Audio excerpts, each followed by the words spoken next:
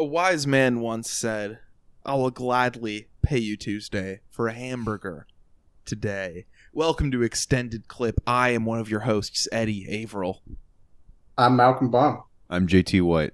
And today, right here, episode 231, we're talking about Popeye.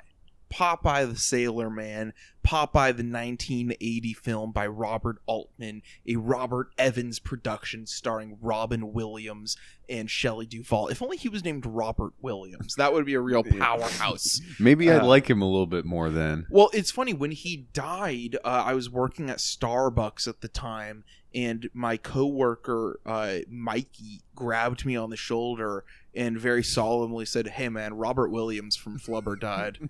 And so I've always thought of him as Robert Williams, like as a secondary nickname, kind of. So good.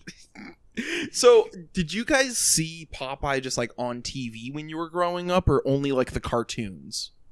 Yeah, I've only seen the cartoons. Like which I like. Is it Fleischer? I believe Is so. that the guy? The Popeye guy? I know that, and going into this, I mean, obviously I have like a loose sort of context for this Altman film and like the production and it being like a bomb. But the one thing that's seared in my head about in relation to my Popeye fact for the episode is there's that really shitty Aristocrats documentary about that joke. And Classic, yeah. in Gilbert I'll tell you, the real joke is calling that a movie. Oh, the Gilbert Gottfried telling of the joke where it's just like the father is like fist fucking like his daughter is he was a longshoreman. He had arms like Popeye. And just thinking of someone with Popeye arm like proportions fisting an ass is it's an image that sticks with you. It's just and I mean truly one of the horrors of the movie is like the real life version of the Popeye arms, but yeah. Rest in peace to Gilbert Gottfried, who made an appearance on the podcast many years ago. Many people forget this, and I might have to put the clip in. Yeah, but, you got to drop it. Truly one of the heroes of the podcast, even with his involvement in that dumb documentary. Hi, this is Gilbert Gottfried, and I'd like to wish the boys from the Extended Clip a very happy anniversary. I mean, he does a funny version of the joke. Yeah, like, I mean, that's he's the only literally one. like a top 20 all-time funniest person, probably. But anyway, back to Popeye by Robert Altman, 1980. Before I get into like the impetus of this film, because it has a kind of strange and historic production, I want to get into why it's been selected. You know, usually one of us selects the movie, or when we have a guest on the podcast, the guest selects the movie, right? That's how we do things. I think so. I think that's how I recall it. Okay, I'm just making sure that I'm not Just taking getting the facts straight. cuckoo crazy pills. So recently, if you hadn't heard, we launched Patreon, patreon.com/extended clip with an underscore between the two words. And that, it has the normal $5 tier where you get the bonus episode every week, but it also has the executive producer tier. Not a lot of people know about this. $15 a month, executive producer tier. You get not only to help fund the show, Daddy needs a new TV, but also, I don't have a job too. But you also, at $15 a month, get to choose the topic of an extended clip episode. And this is the very first of this series of episodes, this long-running series. The extended clip fan selection, the executive producer. You know what we'll call it? The extended clip executive decision, because it's the executive producer tier donors giving us the decision of a lifetime.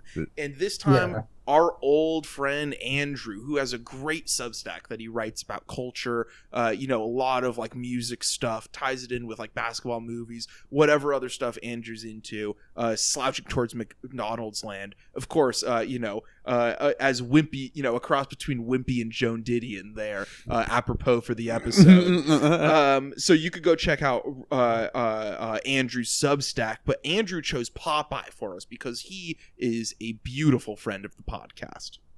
Yeah, I mean, is that $15? If you continue that tier, do you get would you get an episode each month, or Let's not crazy. Ask that question. I mean, I'm just saying. No. $15 is a steal. No, because then a rich guy programs our fucking show for eternity. No, you get one. It's a don. Have you ever donated to a radio station? You don't get a new tote bag every week. You get one tote bag. And it's for the year's worth of donation. Sorry to be angry. Like, I want more pledges, but I think people don't like me being fake nice. People like me being a bit of a crank. No, and people like the curmudgeon, yeah. This kind of thing kind of sets me off because it's a privilege of a listener. You really, as the listener, have the privilege of listening to our podcast. You can listen to Blank Check. You'll listen to the rewatchables if you want. Listen to Unspooled. I don't give a fuck. But if you listen to us, that is a certain privilege that is honored to you. And if you pay $15 a month, you get the great honor of one episode of programming. That's great. It's great. Yeah. Some of those rewatchable episodes are not bad. But no shade at Mr. Simmons. No shade at Mr. Simmons. No, I'm joking. Well, I just wanted to say, I'm trying to go to Sim City, bro. The $15 tier, of course, you get to choose the movie one time, but there's also, it's not concrete deals, but now you're kind of like in the inner circle. You're part of the string pullers club. What do executive producers do on their off time when they're not producing?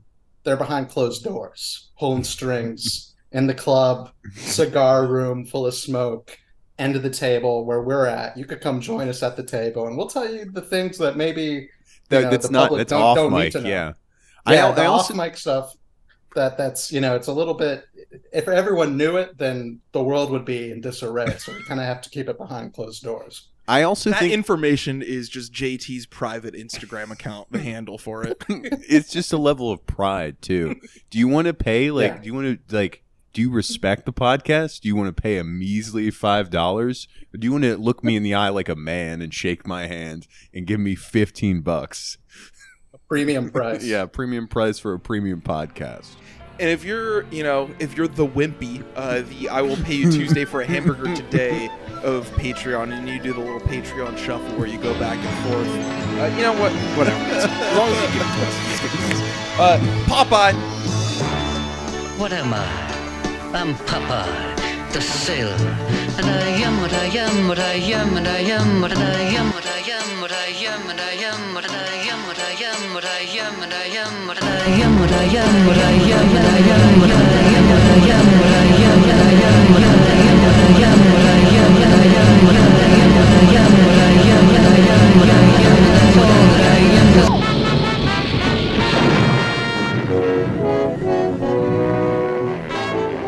Popeye the Sailor Man. I'm Popeye the Sailor Man. Just kidding. I'm more like Wimpy. I think Wimpy is truly one of the great characters in the history of fiction, because that's a true American hustler who truly just wants a hamburger. And what else do we want as men than a hamburger?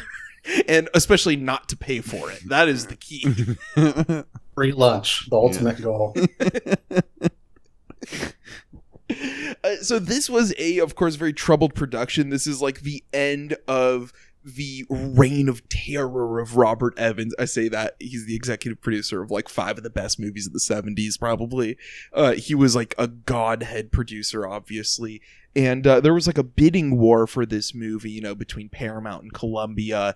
And, he ended up winning it out. And he kind of did it as a spite thing. It was he was tentative, he wanted it, but there was pretty equal competition there with who was going to get to make this movie. And then when Columbia bought the rights to Annie, he was like, all right, I'm doing it, kind of like a little spite musical. And so it's a really strange thing, though, that Robert Evans, who's the big business arts mogul of the 70s. You know, he's this guy who let artists off the leash to an extent. You know, his movies are giant and they're still hits. Like, it's like Chinatown and The Godfather, you know, like these are artistic expressions on a major Hollywood level. So for him to have Robert Altman come in, who's coming off some not so hot movies, frankly. I mean, like, I love Three Women, but between Three Women and this, it's kind of slim pickings, if I recall correctly, and especially right after this too.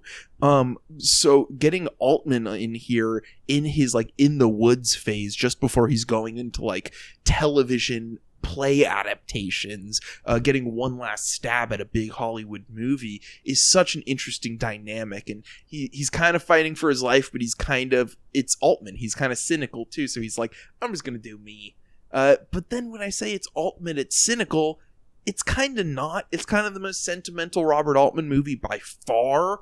It's a very sweet movie. I would say that the Shelley Duvall "He Needs Me" scene, there's a reason that the ultimate Altman stan PTA sampled that in Punch Drunk Love, because it is easily the most like pure pathos, like beautiful emotional experience on a sentimental level that you can get in a Robert Altman movie. And it's just this like 2.5 minute song, you know? It's just like so out of left field for Altman to pull something off like that. And all at once I knew at once, I knew he needed me.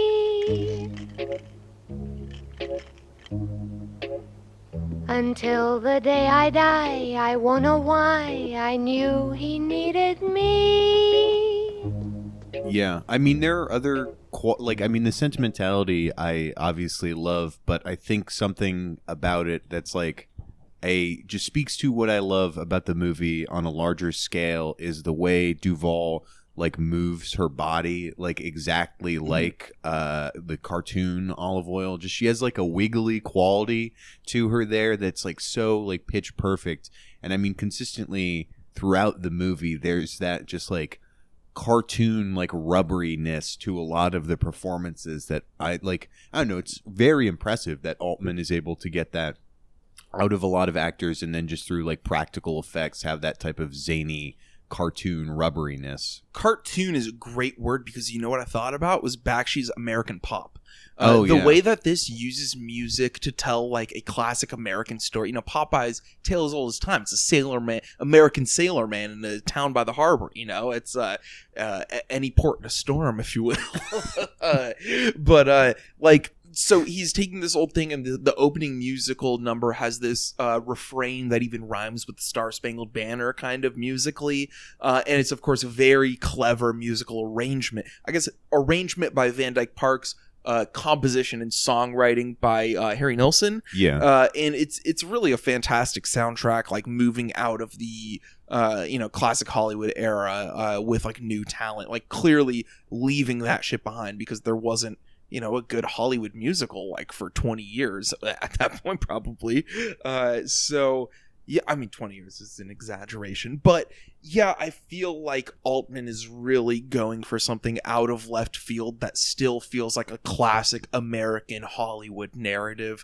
And that's like the inherent contradiction of it that makes it so interesting. Mm-hmm. I mean, also for me, Popeye feels like kind of the perfect Altman character, because you can understand what he's saying like half the time. Like that, I don't know, there are elements of his like sensibilities there that like, because it is very different from I'd say the rest of his catalog, but like still just like, I don't know, unavoidably him, like his personality shines through and mixes really well with like all the other things that he's trying to do here. Yeah, Popeye's mumbling is like a whole movie made out of that line in The Long Goodbye where the hippie neighbors offer him a cookie, and he's like, yeah, it hurts my teeth, but if you want to make me a couple of Yankee Doodles. Like, that's all of the Popeye dialogue in this movie, but it's Robin Williams doing it as Popeye, and it's such a strange character to be mumbling through a movie, and it's such a strange contradiction of this cartoony sensibility with the very Altman style. Like, it's a weird film. Malcolm, what did you think of it? No, I feel like this movie is very strange, I would say, and kind of like the mixture, like you said, of kind of like cartoonishness and kind of like the zaniness that happens and kind of like the gags and whatnot, and just the town itself that's constructed for the movie and like Altman's stylistic tendencies. It's such a strange brew, you know what I mean? And I that but ultimately that's where the pleasure for us watching it is kind of like this kind of clash of sensibilities. And I admire kind of like, I don't know, it has a nose for kind of like antics rather than kind of I don't know, making like focusing so much on the overarching Popeye story. And it really reminds me of a One from the Heart, kind of in a way, where it's kind of, and there's off some obvious differences, but uh kind of like Altman built himself a theme park and he's just doing what he would do at the theme park. And it's kind of interesting to see. It is uh like how it connects with me over the full entire run is, I guess, I don't know. I liked it a good amount, but at the same time, I kind of, there's just a bit of strangeness that is leaves me maybe a little bit distanced. But at the same time, I think it's so compelling that it's not like, I'm not IMDb plot holing it here. It's like I love it for what it is, but it's something to behold, I guess is what I'm trying to say. No, I definitely agree that there are some moments where I feel like I don't want to say it loses me because just the overall spirit of the movie, just like Yeah. I'm so on board for it. Like Yeah. I just dying laughing so hard at the gags of Popeye punching a man like for so fucking long, Using him like a speed bag, bagging yeah. him. See, that's what I like about this is it's like Altman sound design with a bunch of overdubs and sound effects. Like that, I actually really love these zany sound effects that are like punched in, and there's so many like little punch-ins where usually it's like this oral soup that our friend of the pod Nick Newman describes it disparagingly as oral soup, but that's clearly what he's going for, and like I love that this is one of those movies with that same type of sound design, but with all these random cartoony borderline Three Stooges-esque sound effects. Yeah, no, I mean it definitely is like, I mean, in line with obviously classic Stooges and then the Farrelly like Stooges remake. Oh, like, totally. Like just I don't know, but parts where it's like a little bit less gag heavy and goes into more of the like child dad stuff. Like I want to say again, I like and appreciate the sentimentality there, but sometimes it like, I don't know, wanders a little bit off from just like the stuff that's really appealing to me. Yeah. Of just like hanging out in the community, like the musical numbers, and just again the gags are really what drive it home. The hangout element, particularly of the first half hour, reminds me a lot of Monsieur Hulot's Holiday and other Jacques Tati, and like the light humor there. I know Malcolm's a big fan of light humor, but like there's so many light humor gags in the first 30 minutes of this, and it's like a little raunchier and punchier, obviously, but it's all clearly not nearly as cynical as other Altman comedies. It's none of that nonsense.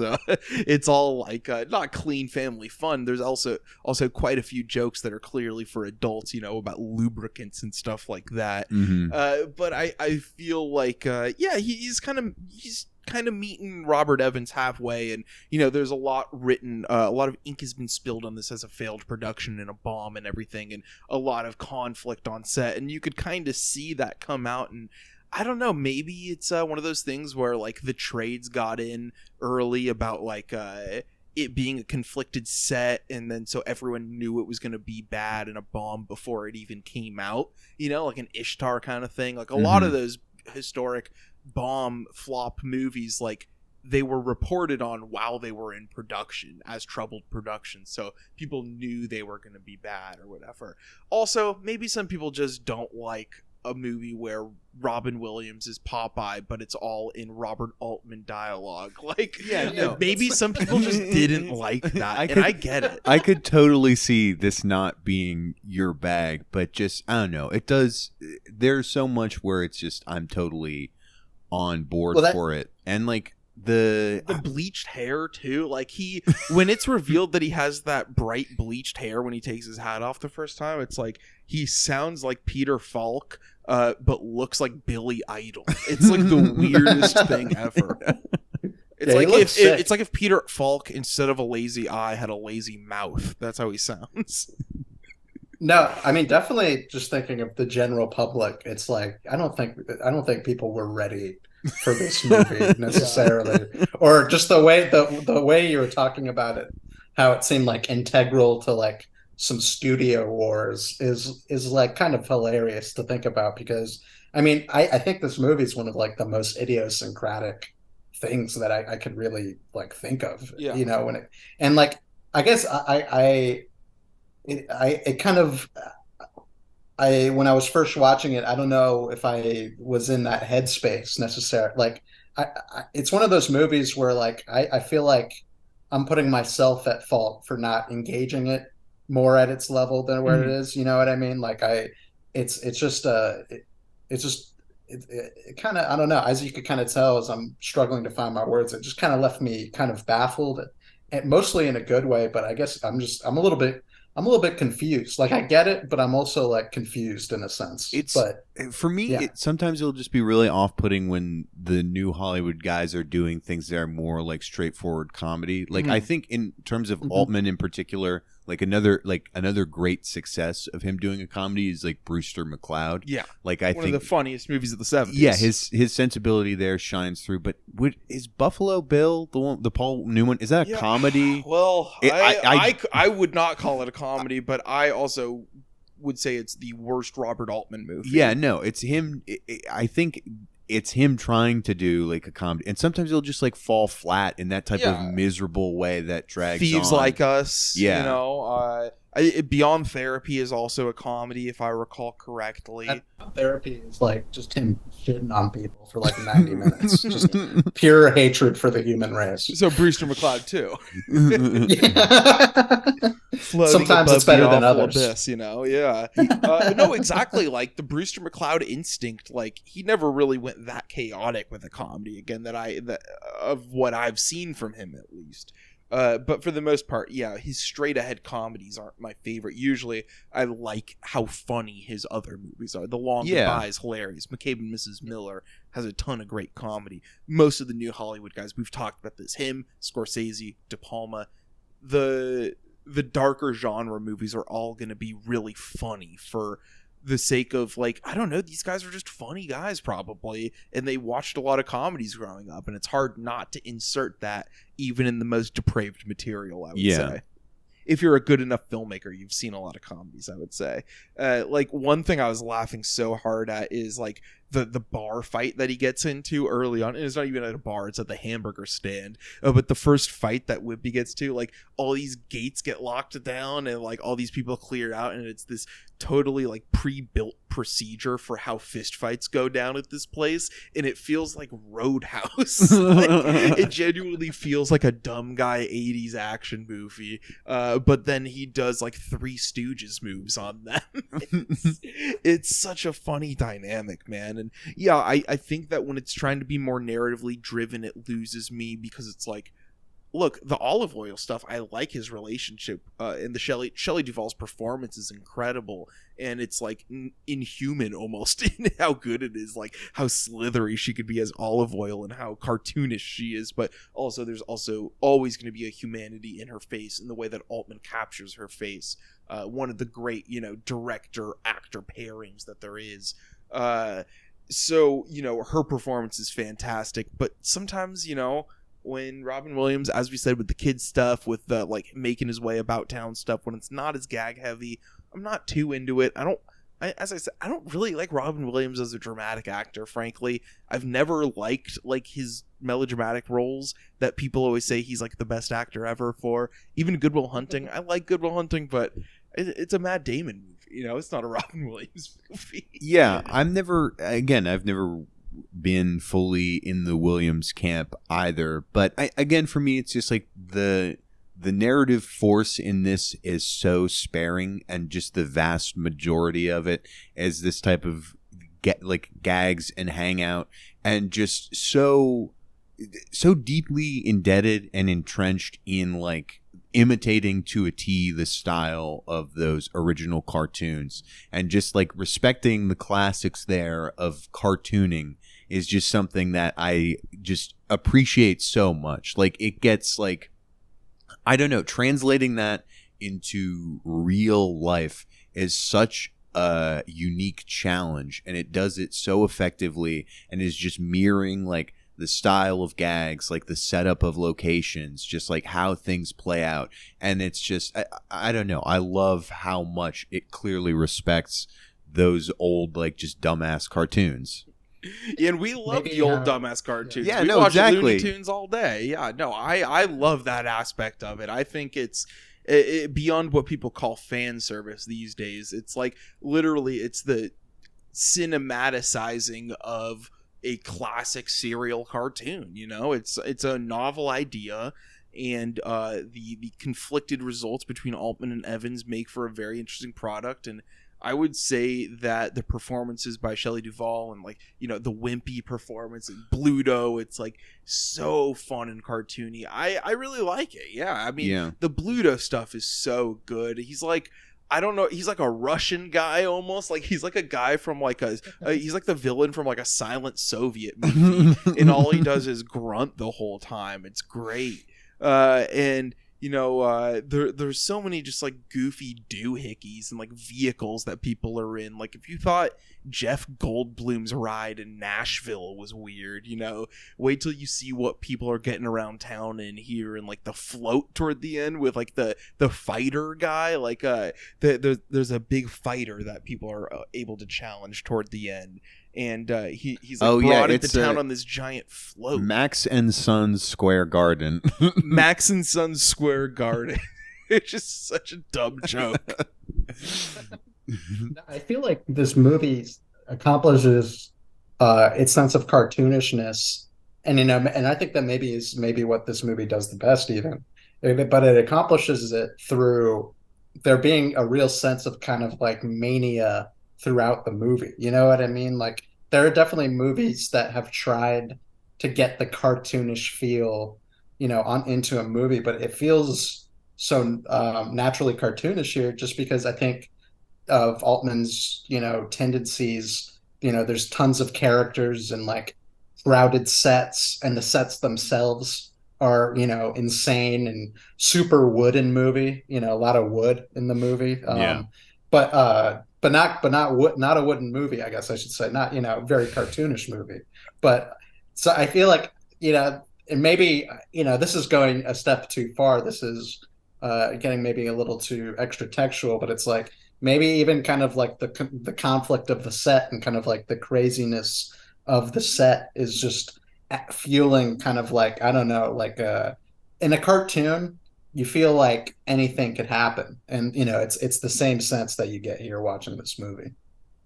No, totally. And I love, like, there's even the little insert shots that seem way more cartoony, like when Bluto is about to fight Popeye and you get his POV shot where he sees red, and it's like the set looks painted like an Argento movie for half a second, and it's it's a very cartoonish distortion of reality, and it's so well executed. And I think Altman is very dedicated to, you know, showcasing the artistry of all types of filmmaking. I mean, this is a guy who directed TV, directed procedurals, or not procedurals, sorry, industry films, like real, like industrial procedurals. He directed like drunk driving PSAs. You could find an industry film he made in the late 50s about football that teaches you the rules of football and like the positions and the forward pass.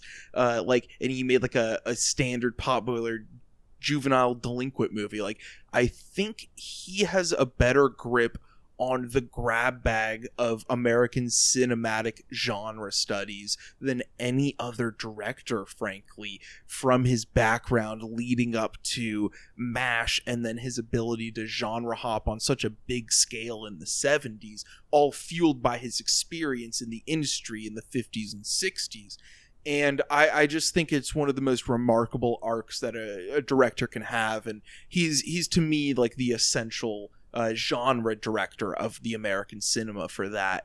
And I think Popeye as like the sailor cartoon genre, he conquers it just like he conquered, maybe not as well as he conquers the Private Eye movie in The Long Goodbye, or the revisionist Western in McCabe and Mrs. Miller, or the literary adaptation in Shortcuts, but it's a damn good movie. I mean, it's like he's conquering animation in live action, which is such such an a crazy impressive feat. Yeah, and no, totally. I think it's a great movie. And I mean, that's why I feel like the narrative stuff is definitely the weakest, because Yeah. it's like when you're watching like a, I don't know, like 10-minute like Popeye cartoon, like you're not like concerned about the dramatics of it. Yeah, like, exactly. you know, Yeah. like obviously like Popeye is going to stop Bluto at the end and rescue, like put olive oil over his shoulder and take her back. Speaking of, I love the Mario Brothers-esque setup of the final confrontation here, where Bluto's in full Wario mode, and like he even stuffs olive oil in this tube that looks like the kind of tube you go down in Mario. Like, it's so funny to me. I just think that final set piece is so fun, because then you get the octopus, and it's a little Jaws exploitation. You got Altman throwing in these like music cues that are riffs on the John Williams Jaws score, and you get the shot that should be like a shark fin, but then it ends up being Popeye's pipe that he's using it as a periscope. And it's just like a very silly movie. You know, he ends up meeting his real dad, who teaches him to eat spinach. And honestly, it's like, while I was watching it, I had some problems with it narratively, but there's such a great like emotional sweep in the few scenes that really work emotionally. There's such a great consistent stream of light comedy gags, even if not all of them kill me. There's like so many good ones that it just keeps the vibe up the whole time. I think it's one of the immaculate works of production design. This island is fucking, I mean, there's a reason that the island of Malta is now just decayed Popeye set. We got to book our trip to Popeye Village. Yeah, we gotta go to Malta and hang out there, you know, because that is like one of the greatest sets in cinema history. I just think that like building a cartoon, and it's like, yeah, it's a little icky, if you will, but it really does feel like, you know, the big swinging the D-swing in Hollywood cinema just coming through, and like, yeah, we're just gonna like make this island into the craziest cartoon set ever, and it ended up fucking flopping, and they made no like the money was not there. Like, it's so crazy that ended up happening like that. And I think it's one of the great anomalies of cinema, if not one of the great films. It's still one of the great anomalies. And, you know, look, Robert Altman, he's our guy. Like, this isn't Brewster McCloud. That's what I'm trying to say. Like, it's not even that for me, but I'm still giving it 4 bullets. I think it's just like such a worthwhile object, even if it's just for the set design, the He Needs Me number, and the Three Stooges-esque parts. Like, that is enough for me. And come on, Wimpy, that's the most relatable character in cinema history. If I could get hamburgers on credit, I would not just be a happier man, I'd be a much heavier man, but I'd be the happiest man in all of the tri-state area. I'd gladly pay you Tuesday for a hamburger today. But regardless, that's the end of my spiel on Popeye. What about you guys? Yeah, I'm also going 4 bullets. I think it's really great, and the parts of it that are just like so true to life cartooning just are so like inherently effective. I don't know. I love that so much. It also is like, to like think about it as a flop, and I mean, maybe I'm missing like some of the context. Maybe in late 70s and like early 80s there were a lot of Popeye heads, but it's just like Popeye, like people always love Looney Tunes. Like I feel like I do appreciate the Fleischer animated Popeye cartoons that I have seen, but I feel they're always taking the back seat to Looney Tunes, and for a lot of people, like even Tom and Jerry, Disney stuff. Like there's like I don't know, I mean, I wouldn't. Would say, you really rather watch Mickey than no, Popeye? I would rather watch Popeye, but I'm just saying in the cultural mind. It's just so strange to me that someone is just like, everyone loves Popeye. We're finally going to take him to the big screen in a live action movie. That's going to get butts and seats. Like that's just even just thinking about it. Then it's just like why? Like who? Like why? But I'm part of the niche audience. I'm there for it. That's I don't know. Does a lot for me. When you think about it, like this is kind of one of the first like movies made, well, maybe not one of the first, but it feels like a very modern example of like, oh, we have this IP, Popeye, let's make a movie out of it. You know what I mean? Like I tweeted about it, but I couldn't help, and I feel it's a very hollow comparison because for the Barbie movie is about a toy, and for some reason a toy is different than a cartoon. It's a doll, and that's for girls, and cartoons are for boys. But it is. You can miss me with that Barbie shit. It's frankly. it's like a similar stylistic exercise of like crafting this like fake, like elaborate, like lavish world. And like this is just such a more effective version of that for me because it's just like I don't know, it's populated with a more like it's more vibrant. There are more characters that are just like uniquely. I mean, they're characters that are just as wooden. I mean, not wooden, but just as like one note as some of the Barbie characters.